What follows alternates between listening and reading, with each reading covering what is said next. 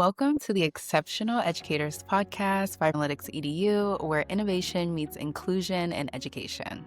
I'm your co-host, Antonia Ellis. And I'm Matt Giovanello, the CEO and co-founder of Frenalytics. At Frenalytics, we put special education and English language learners front and center. Our award-winning Frenalytics EDU platform helps streamline progress monitoring, improve communication and compliance, and offers truly personalized learning for your students of all abilities. Each episode of our podcast features candid conversations with district and school leaders, classroom changemakers, edtech founders, and industry executives, all dedicated to transforming learning for each student, especially our learners with unique abilities. With a focus on extraordinary educators and the exceptional students they serve, we explore the latest in special education, accessible technology, and inclusive leadership. In this episode, Exceptional Educators is exceptionally thrilled to welcome Meagan Drapkin, the Director of Curriculum Instruction of the Dunellen Public Schools in New Jersey. Meagan has storied her career in education, starting as a third grade teacher, interventionist, supervisor of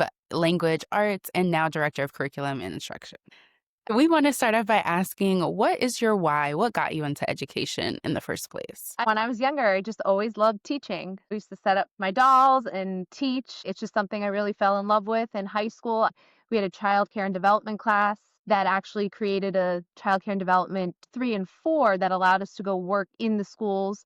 So for 2 years, I would go over and work with kindergarten students. I think that just lent itself me going to college for education and then continuing. And here I am 20 years later, graduating in my 20th year. Congratulations, a forever student, as we call them. Thank you for committing yourself to this space. It's awesome to hear that you've had this instilled in you since a little kid. And tonight, I know you had a similar feeling. And Meagan, ever since I was young, I always thought I wanted to be a teacher. I come from a family of teachers. My grandmother was a remedial English teacher for many years in the New York City public school system, transitioned to pre-K as she retired.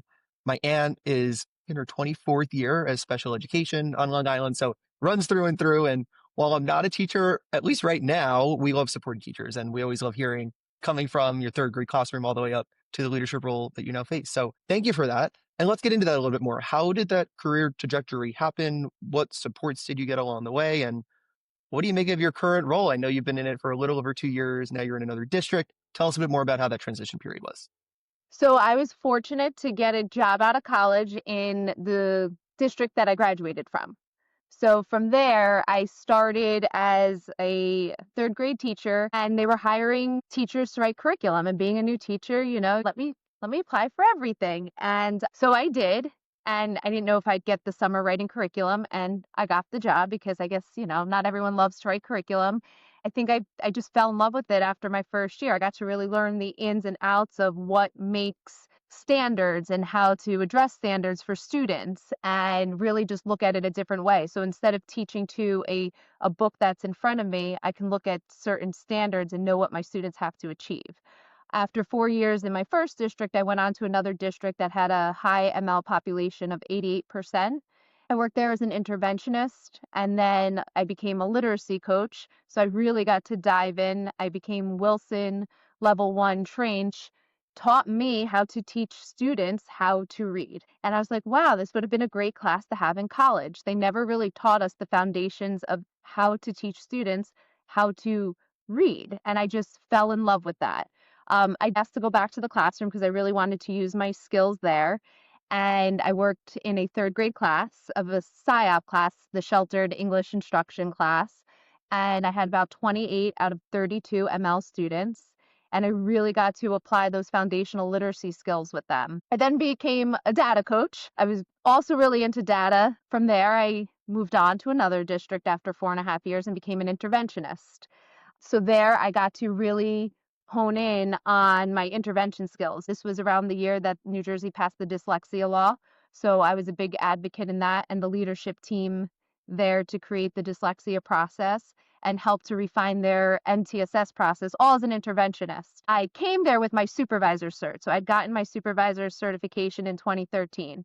I didn't know if I would ever use my supervisor cert. I came from a district where it was run by the state. I just wasn't sure if I wanted to lead, didn't really know the ins and out of what it looked like. And then I went to my next district and I was like, wow, I can lead this way. I had a fantastic principal. She's one of my best friends now. I've kept in touch, whom made me go back for my principal cert. She's like, you need to go back and get your principal certification. She was a fantastic mentor. Me what it was like to be a very teacher-centered, student-centered leader.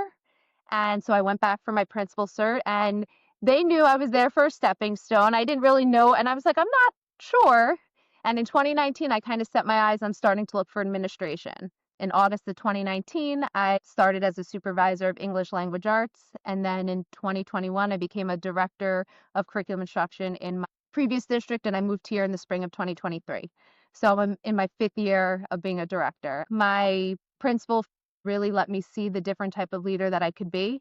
That's the one that I set my eyes on, making sure that I'm listening to teacher voices and I'm building them up and building leadership within. Something I've taken into my role is building teacher leadership and strengthening that system as well as students. I'm fascinated, and congratulations. I think that many people set their eyes on that kind of trajectory and you were able to accomplish it. So first and foremost, thanks for sharing all of that. I hope it serves as inspiration for others trying to achieve the same thing, that it is possible. You're here to tell the tale, and it's not easy, but it's worth it. And yet at the same time, it's doable. So thanks for sharing that, Meagan. Yeah. I did just get my superintendent cert in the spring, so I'm in my mentorship now to get my standard certification. Thank you. Again, being here in a district with, the support here, I can do things in a different way. I can lead in a way that is collaborative and everyone's on board with the mission and vision of the districts.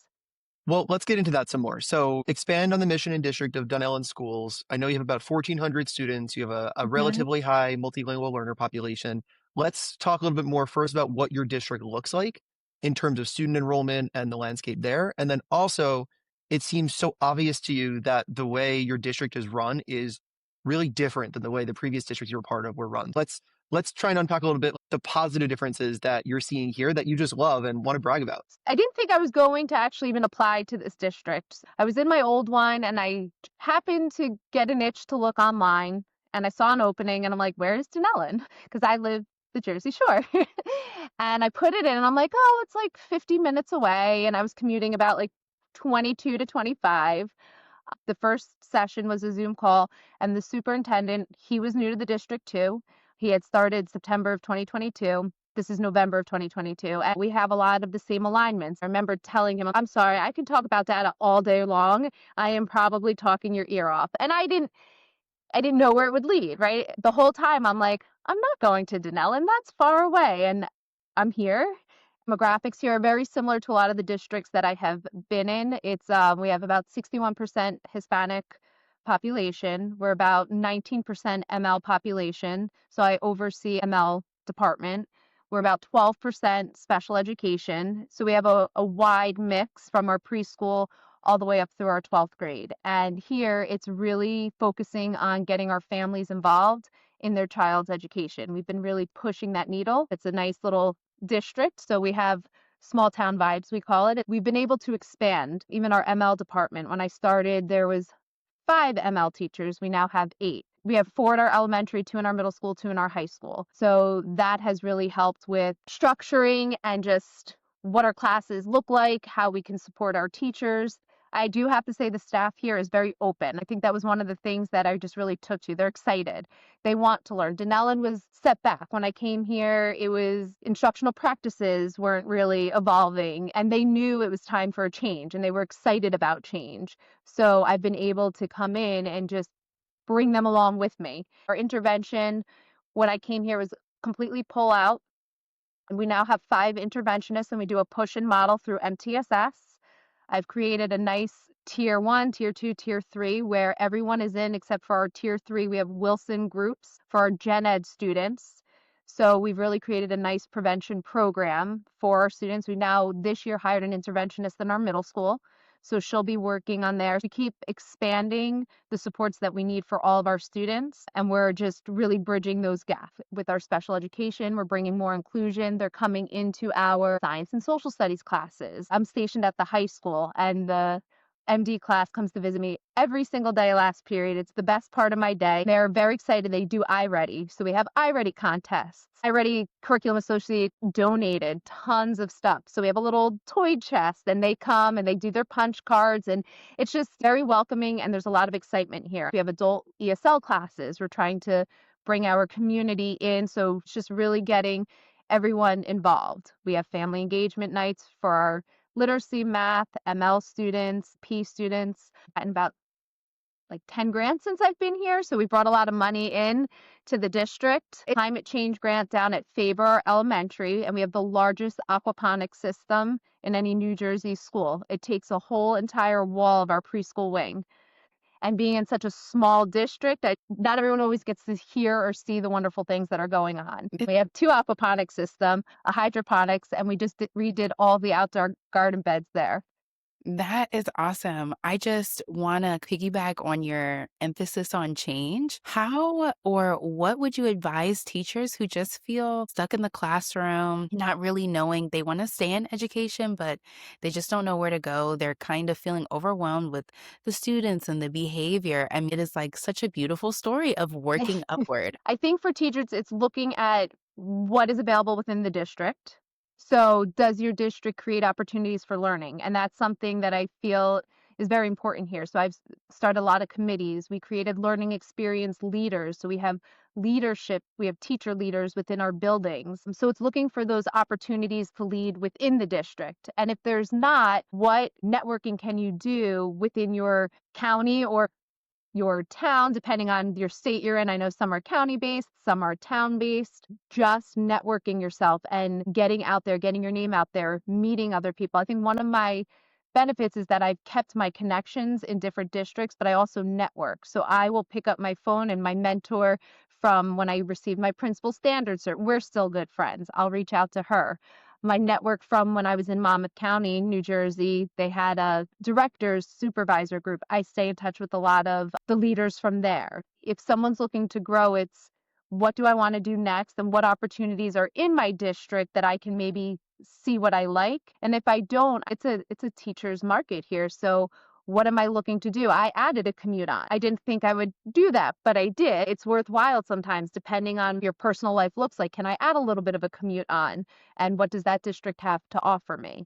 Really research any of the new districts and see what's going on. Is there something online or on Instagram, X, Twitter, LinkedIn, like what's out there, and talk to people.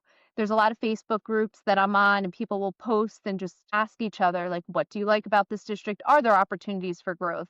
Anytime I saw something, I just signed up, registered, and put my name in the hat to really get my name out there.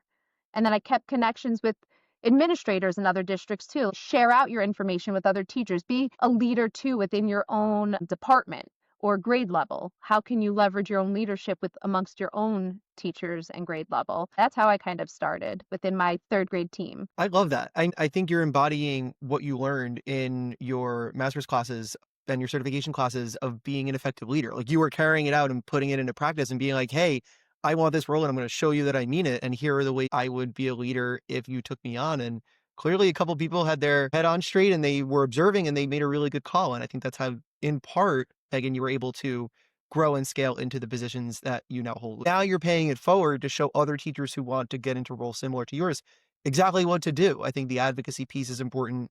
I think the proactive piece is really important, of seeing what opportunities there are. And like you said, it's a teacher's market. Like, you can jump to a district relatively easily. You can change the ecosystem, the world around you, if you want to. And you can give yourself more opportunities if you do a little bit of research and find where they are made available to you. Advocate for yourself and for your students and for your staff, and create what isn't there right now. I mean, you shared countless examples before of doing exactly that. So just kudos. I do have a question for you, a little bit of a topic change, but something we were getting into before. You had some words that were just ringing to me. They're some of my favorite phrases: MTSS for multilingual learners, supports for special education. You're on the exact right podcast for that. So let's unbox a little bit more about the MTSS programs that you have developed at Dunellen, and maybe drawing from inspiration past the MTSS programs that you built out at your previous districts. What did that process look like for you, having done it once before? What were the successes? What were the pieces that worked maybe a little bit too well for you in the adoption of MTSS, those tier 1, 2, 3 supports, Wilson, and so on? What can we learn from what you did that might work really well for other leaders at different districts who are trying to get some inspiration? So for MTSS, I think one of the ways to look at it is New Jersey has the intervention and referral INRS system. what happens with INRS is you look at a student and you have to fill out documentation to meet with this INRS committee. And sometimes you're sitting around for 6 weeks and then you meet, then you create an action plan, then you implement this action plan, and then you come back to the table. So by then we might have already lost 6 to 10 weeks of instruction, targeted instruction. So through MTSS, it's starting from day one. Everyone, high quality instruction, tier one. That's where we start. We look at a universal screening. So all students, we give our universal screener. Everyone gets the same one. From there, we know we have our grade level standards that we have to teach. And what I've done is I've embedded into our elementary a 40-minute period for ELA and a 40-minute period for math of small group instruction. So everyone's doing small group instruction for 40 minutes every week in ELA, 40 minutes every week in mathematics for K-5, and we're starting now in our middle school this year. And during that time, we are targeting interventions. So how do I look at the intervention? So we have our interventionists, we have 5 of them, and they're our MTSS team. If I'm struggling with a student, I'll complete like a tier 2 checklist. And I'll sit down and I'll meet with the intervention and we'll look at the data of students. From there, we target those interventions through small group instruction. We look for 6 to 8 weeks. We're in the general ed setting, so our students are still in the classroom. They're rotating through small groups. They're meeting with the interventionist. They'll go do their station rotation. They'll also meet with the teacher a couple times a week. And then if the student's still struggling, we'll complete a tier 3 checklist. From there, we complete a focus for instruction. So we really hone in and target students' specific skills, and our interventionists create a action plan based on the skills. So there's an assessment students are given, and they put together this really nice focus for instruction. And from there, the teacher or interventionist work with the student for about 5 to 7 minutes on this one skill. So we're not, really making the student sit there for 20 minutes on this one skill. And we're looking at that. Is the student making progress? Sometimes they just need a little bit of that one-on-one time. And we've had many students where we've brought into tier 3 who just need a little extra assistance, who went right back into tier 2. And that's why when I came here, you had to fill out a form, and it was only a few students that were being targeted for interventions. Now we have an interventionist in our 1 through 5, all the classes, so we get to really hone in on all of our students. Our interventionists are also SEI trained, sheltered English instruction trained, so they're also supporting our ML students. So everyone's getting that small group instruction. And from there, we've really brought down the number of students that have needed referrals to special education. And over the years, just fine tuning that process. When I look back, it started when I was an interventionist and I was on the INRS committee, and I knew about New Jersey Tiered System of Support, MTSS, from my one district, who was always really ahead of everything. This is where I had the 28 ML learners in my class. So they were doing MTSS there. So I went to my new district, they were back to INRS. I was able to, as an interventionist, be like, I'm going to collect all of my data. I'm going to come to an INRS meeting and say, I've done all of this. And if I'm coming, it means I have no resources left to really try with the student. I've done all of this, and really showing the data points, which allows the INRS committee to see like, oh yeah, we can't really give any more suggestions. You've done everything. It's preventing everything and really honing in on the skills to see where students may be struggling. And a lot of the time, these groups are very fluid. A student may be in tier 2, but they never move to tier 3. They're just needing that little extra support. And that's okay too, because they're doing the tier 1, they're in with everybody, and they just need a little extra support in that small group. And so last year, we only had 6 referrals from our general ed in our elementary, and there's about 630 kids. Wow. That's a very low percentage. It sounds like a fantastically and wonderfully implemented MTSS structure. So you're really proud of that. It was wonderful to hear the details of it. I do wonder about, you mentioned the data word. So I am curious to hear about the data that not only for best practices you and your administrative teams are collecting, but also must-dos in terms of data collection, should-do options for data collection among your teachers that get presented to these committee meetings to show the growth or lack thereof of those students. Can you tell us a little bit more about the types of data that are being collected by your educators, the ways in which that data is being collected, the frequency, and maybe any interesting tidbits of, in tier 1 we always do this, or there's a lot of flexibility in how literacy or writing or math at tier 2 is collected, et cetera? Yeah, so data coming here too was very new. There was no universal screener. They had just started with benchmarks right when I started. So data, it's been very new here. And I don't want to say that we didn't have growing pains. We're in our third year at our elementary level, and it is great now. You can go talk to our teachers. The first year, it's getting to know, how do I collect the data? What am I using? We have Linkit benchmarks for our tier 1, and then we have the iReady as our computer adaptive diagnostic as our universal screener. So that was very new to the district. But then also it's like, I look at this data, I see my students are struggling in phonics, so how can I hone in on that? And we had Hegarty. We then would give like a Hegarty beginning of the year assessment just to see where students are in the phonics end of things. So it's coming with different assessments. Students are struggling. We use a student data tracker. It's a very simple sheet of what we've worked on and where they're struggling. Just the old-fashioned Google document with the focus skill, when I worked on it, what I did, and did they get it or not. And then when we're sending to tier 2, it's all right, I have my RD scores. Here is 6 weeks of small group instruction that I've worked on with my students where they're struggling. So quick little exit tickets based on that skill that I've worked with them. And it's going through all of that when they're meeting. Then when we're creating this action plan, we're diving in deeper through the Hegarty assessment, really looking at their phonological awareness, if that's where it is, the phonics, the fluency, and creating plans that way. And then for the tier 3, we started using the literacy tasks through iReady. This year we made a big shift, and we use now our Linkit, iReady, and the literacy tasks right away. So the teachers can get started by looking at the literacy tasks within the first few weeks, and they can start honing in on those skills, because we might not really have to see a lot of tier 3. And based on that, we'll take a look. We're honing in on those literacy tasks by skill. So is it phonics? Where in the phonics? Are they CVCs? And now we've already targeted that data right away. They're doing that before they're even getting to tier 2. In tier 2, if students are still showing those signs, we'll do the dyslexia screener. And here we started to use the test of dyslexia screener, where we can dig in even further with that data. From there, the teachers will create that focus for instruction plan. So for math, we were using Delta Math RTI. I know there's a Delta Math worksheets, and then there's Delta Math RTI, which is an amazing online platform that has pre-post assessments for students that are in tier 2 and tier 3.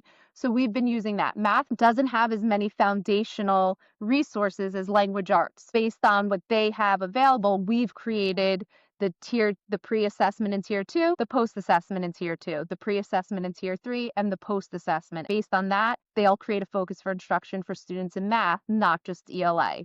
The TSS is for all subject areas, not just language arts, mathematics. If they see something in science and social studies, we try to connect it to our language arts. Is it a comprehension? How are they doing on those assessments? Can you read it to them in their understanding, or is it reading, or is it comprehension based? And we try to do all of that as well. So how do you put this in like parent words? Whenever we're trying to get parents in to understand, like, this is what dyslexia is, this is what we need you to do at home, or your child is tier 2, we don't want them to get to tier 3. What are some things you can do at home, and how can we keep a good line of communication? I think our family engagement nights really help with that, because they'll set up stations and they'll have the resources. So the teachers will sit there and model what to do, and then they make the items so they can go home with it. The teachers will send home around progress report time, here are some good resources, just keeping the language very simple. So we use foundations here for our prevention. We'll send home the parent letter and the cards that they can use. And also we'll be starting the S'mores newsletters. I have 2 instructional coaches now I hired at the elementary level. So giving the parents the resources through videos, like modeling it for them. And I told them too, I'm like, there's lots of YouTube if you're not comfortable recording yourselves, but not overwhelming either. Like, here's some information. Here's the September that you can try. This is where we are. Something we're working on right now is parent-friendly curriculum. That is something that this year, hopefully by the end of the year, that the parents will have, and they'll be able to see what is being worked on and what they can do. For MTSS, it's informing the parents just of the process, but also not making them overwhelmed, because what we say is some of the time your child will never make it. But what we do is we're doing this for those extra supports. Those extra supports have been really helpful. The only the students that get pulled out our Tier 3 Wilson groups, the Wilson Academic Enrichment Program. Not one parent has declined it. Parents are very happy. This is year 3 and it has not been declined. We have cohorts of students. We have about 6 groups.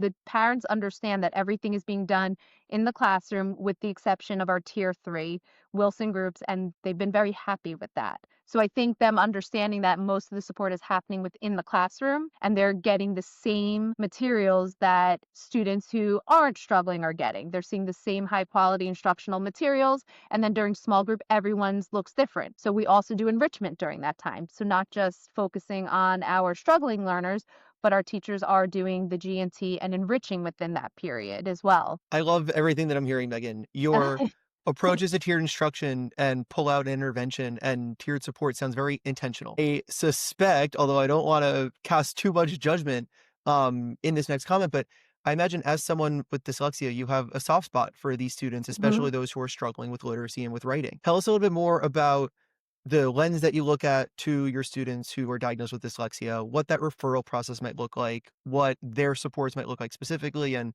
then maybe we could use as a transition to what special education looks like. But let's start with dyslexia. I mean, that's a growing diagnosis in and of itself, Mhm. not as well understood as some other special education diagnoses, but you're in a unique position. You get it, and you're able to affect change within your district. What does that look like for you all?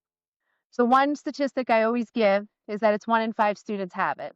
If you have a class of 20, you don't know that 4 students in your class have it. So how are we combating that? Through the prevention models. Even now preschool, we have them just understanding the foundations, just getting that sound letter correlation. We're getting and targeting right from kindergarten. There may be students that never need it because we have a very strong structure. We do the foundations, and then once students enter 4th grade, they're going right into a morphology now. But what it looks like for if we see a student that starts to show markers of dyslexia through the tiered system, there's a New Jersey checklist. So the teacher completes the checklist. From there, they'll meet with the interventionist, and the interventionist will look at all the data, and then we'll do the test of dyslexia screener. From there, we do the test of dyslexia screener. We see if the student has markers or not, but either way, we're creating a focus for instruction plan. So even if the student only has a few areas of weakness, they're still getting a focus for instruction because why not target those skills? From there, we're targeting the skills. We had 2 students last year that did end up really needing study team. And so with that, those students are in an ICS, an in-class support setting, but they're now going to get 1 period of Wilson pull out through their special education teacher. So we also try to start it in our gen ed. We do the Foundations Double Dose, which is a Wilson-based program. We have the Tier 2 information, and we target those specific skills. Once they get into that 3rd grade, we start looking at the Wilson. And then we keep our gen ed students in there. If they're not moving along as quickly or there's still some areas, because as we know, in special education, you just need a little more time. IQ is usually average or above, especially with dyslexia, but you might just need maybe a resource room setting or in-class support that's just a little slower paced than the Gen Ed Tier 3 Wilson group. And it's something even as a teacher, it's just making sure my students feel confident in what they're doing through scaffolding resources, even math, like math word problems was very big because I remember struggling with that. I wanted to make sure, especially my ML learners, that they felt very comfortable answering math questions because it's reading. You show your work, your answer, and you explain. And it's giving students those sentence frames like, my answer is, I know this because first I just setting a very nice frame in math for how they found it. So it's really just looking at the students and seeing their needs on whether or not they do need a full resource room because you don't always need special education if you have dyslexia. You can service it through a Wilson program, or you could even do a 504 if a parent's on the cusp. I had 2 students, parents wanted them in the gen ed setting, but they wanted a period with Wilson's, so supplemental programming of 1 period with an interventionist. And that's just how they did it, doing like a multi-sensory program. So what I've been working with the special ed director on is how to get that into their language and understanding how we can get that programming done through the special education department. It's awesome to hear the flexibility and the options that students have, mostly independent of their diagnosis, but especially in this dyslexia conversation, where you can go through Tier 2 and Tier 3 to get the services that you require if they are not intense enough that it requires something more formal documented, or you could do it through a 504, or you could do it through an IEP, Mhm. depending on the needs that you have, and also the advocacy from the parents. It's really refreshing to hear that that voice is well valued, but also they show up in partnership instead of showing up demanding the world or demanding something that maybe is impossible. Like we all know many of those stories, but it sounds like that might be in the minority instead of the most common cases for you in the district. And I imagine it probably makes your job and those servicing these students with unique learning needs that much more possible, that much more doable, and that much more enjoyable. So it's really great to know that when everybody's coming together in partnership in this way and that everyone, both gen ed and special ed, is truly invested in the success of the student, that they get everything that they need, and hopefully no more, no less, but it really does feel very intentional. So that's what I'm hearing in Yeah. your answer, and I just want to call that out because I Thank think you. that's a really good takeaway for others to try and embrace too, especially if they're hearing this and they're saying, my school does not behave this way, or my district doesn't have this philosophy. Maybe they're realizing that it is possible to shift towards one. It is, and what we did this year for our tier 3 is our child study team case manager, based on the grade level, will meet with our interventionist and the classroom teacher too. It's like a pre-referral. So they'll get to really know the child in tier 3, even if the child never makes it to child study team, but if they do, they're actually seeing what's happening. So that's new this year, where the child study team case manager will be part of the pre-referral process, and they'll actually go in and they'll observe, and we have a document where they'll write their findings. So they're at the table too. So when the child's coming, if we have to test, it's not, I've never seen this child, I don't know the work. It's, oh, I'm familiar, I've gone in this and saw XYZ. So that's new this year. I love that. Also, Antonia, I think I cut you off before. My apologies. Yeah, I just wanted to kind of ask a personal question. You've accomplished so many things. How do you balance your mental health? I seen that you were a runner. Are you still running? Does that give you the balance that you need? I mean, because I know there has to be some sort of wind down time for all of the work that your brain does daily. So for me, I think I wake up early. I'm up and out and on the road by like 4:50. But I think that's what everyone be like, you have so much energy in the morning. I'm like, because I have the runner's high, right? Like I just came in, I ran. I think the running, and I get a lot done while I'm running too. I can work through conversations. So if I know I have to have a post conference or there's a hard conversation coming up, I can work through. Also, I have ideas that will come to me. Sometimes I have to remind myself to shut down. So I'll leave my Chromebook at work purposely. That has really helped some of the work life balance.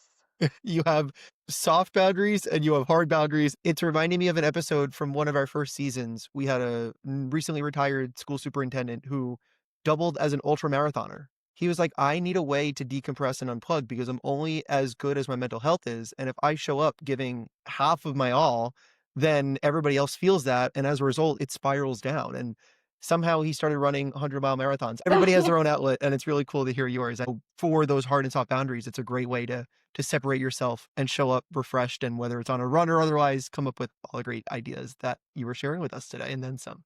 We are near the end of our time today, Meagan. This flew, and I feel like we didn't even scratch the surface of your special education program. So we may need to have you back for a part 2. But until then, we'll wrap up today's discussion with a final question that we ask all of our guests. Our question to you, Meagan, is what does being an exceptional educator or being an exceptional leader mean to you? I think for me, it's building relationships and really listening to the voices of the needs of the experts that are in the field. So for me, being able to lead based on the feedback from the staff and their needs. And of course, there's always state mandates that we have to do, but I think what's helped me lead is listening and learning from the staff members and the experts and the ones that are in the trenches of the work with the students. I love that. I think you've given today countless examples, Meagan, of how you do exactly that. I just Thank you. loved listening and learning from you. I think that there's a lot more we need to unpack here, but thank you for that answer, that definition. Thank you for your time today. Thank you for all your insights and just being so open and being so vulnerable. I think you made us realize it's not easy. It's absolutely worth it. And you've been on this quest for decades now in your Yes. educational journey, and you're not stopping. So I hope the next time we talk, it's with you being superintendent, whether it's at Dunellen or another district, because you just have so much to offer to your staff, to your students, to your admins, to yourself. And I just can't wait to hear about what comes next for you. So congratulations again, and thank you for joining us today. Thank you. A teacher's dream, literally. I mean, the perfect blueprint. And I know it was hard. It is so beautifully written. I've learned a lot from this conversation, and thanks for being so open. You're so bubbly. I love the energy. And to all listening to our conversation today, thank you for joining us on this episode of the podcast. We will catch you at the next one.